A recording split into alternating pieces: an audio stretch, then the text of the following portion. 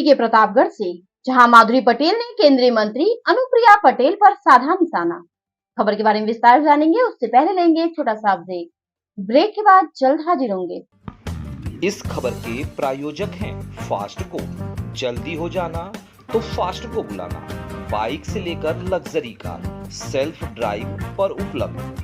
Group travel के लिए luxury bus भी उपलब्ध। सबसे सस्ता एक बार सेवा का मौका अवश्य दें। व्हाट्सएप करें 9044808808। ब्रेक के बाद आप सभी का स्वागत है। खबर यूपी के प्रतापगढ़ से। जिला पंचायत अध्यक्ष माधुरी पटेल ने केंद्रीय मंत्री अनुप्रिया पटेल द्वारा जनसत्ता दल के राष्ट्रीय अध्यक्ष कुंवर रघुराज प्रताप सिंह राजा भैया के विरुद्ध चुनावी जनसभा में दिए गए बयान, टिप्पणी की कड़ी आलोचना करते हुए कहा कि जनपद ही नहीं प्रदेश जानता है कि राजा भैया दलितों, वंचितों एवं पिछड़ों के मसीहा हैं। किसी का जन्म किसी भी कुल में हो सकता है। राजा भैया का जन्म राजा के कुल में नहीं हुआ, बल्कि अपने जनसेवा के चलते हर गरीब एवं वंचित के दिलों के राजा बने हैं। पिछले 31 वर्षों से कुंडा की सम्मानित जनता राजा भैया को और 28 वर्षों से बिहार एवं बाबागंज की जनता स्वर्गीय रामनाथ सरोज एवं उनके पुत्र विनोद सरोज को सेवा का मौका दे रही है। जिला पंचायत अध्यक्ष जैसे महत्वपूर्ण पद पर सामान्य सीट होने के बाद भी राजा भैया ने उमाशंकर यादव और मुझ जैसे सामान्य परिवार में जन्म लेने वाली महिला को अध्यक्ष पद पर आसीन किया है। राजा भैया और उनके सभी निर्वाचित जनप्रतिनिधि जनता के हमेशा सेवा करते रहते हैं। बिना किसी दल के गठबंधन के पूर्व अपना दल को सफलता नहीं मिली।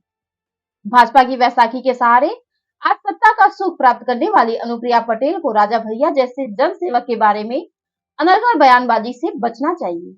अपना दल पिछड़ों के वोटों का पूंजीपतियों से सौदा करती है और अपने परिवार को भी साथ ले चलने में असक्षम है, जबकि राजा भैया दलितों पिछड़ों को महत्वपूर्ण पदों पर बैठाकर उनका सम्मान बढ़ाते हैं। राजा भैया को समाज के हर वर्ग का समर्थन मिलता है। राजा भैया को छत्री और राजा के चश्मे से देखना मूर्खतापूर्ण होगा।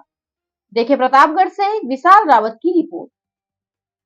अपना दल पिछड़ों के वोटों का पूंजीपतियों से सौदा करती है और अपने परिवार को भी साथ ले चलने में अक्षम है, जबकि राजा भैया दलितों, पिछड़ों और महत्वपूर्ण पदों पर बैठाकर उनका सम्मान बढ़ाते हैं। राजा भैया जी को समाज हमारे राष्ट्रीय अध्यक्ष माननीय राजा भैया जी के सम्मान के लिए हम एक प्रेस कॉन्फ्रेंस करेंगे। जैसा कि आपने देखा श्रीमती अनुप्रिया पटेल जी ने किस प्रकार से हमारे राष्ट्रीय अध्यक्ष जी की छवि खराब करने का प्रयास किया है, ऐसा उनको कदाचित नहीं करना चाहिए। तो राजा भैया जी नाम सिर्फ राजा भैया नाम नहीं, ये नाम है सम्मान का। करोड़ों जन दिलों के राजा हैं वो, आत्मविश्वास है उनके अंदर, इसीलिए उनका नाम है राजा भैया। उन्होंने छवि खराब की, इससे हम सब बहुत आहत हुए हैं, इसीलिए आप सभी को बुलाया गया है। क्या आप ये मानते हैं कि जो अनुप्रिया ने राजा भैया के खिलाफ बयान दिया था वो सही बयान नहीं था? हाँ, गलत, सरासर गलत था। आप इसका विरोध करते हैं? जी बिल्कुल, जी बिल्कुल। इससे हमारी सबकी भावनाएं आहत हुई हैं। इस उनके बयान से हमारी सबकी भावनाएं आहत हुई हैं। ये बताइए कि जैसे अनुप्रिया पटेल ने ये बयान दिया जी, क्या लगता है इसकी नाराजगी जनसत्ता दल पार्टी में है और अब आगे भी होगी? देखिए, हमें पहले सर्वप्रथम तो हमें किसी के ऊपर कीचड़ नहीं उछालना चाहिए। अगर हम कीचड़ उछालते हैं तो उसके छींटे हमारे ऊपर भी पड़ेंगे, तो इसका असर तो उनको देखने को प्रचार प्रसार किया जाएगा। अब महाराज का जो आदेश होगा वही हम लोग उसका पालन करेंगे। बिल्कुल पड़ेगा।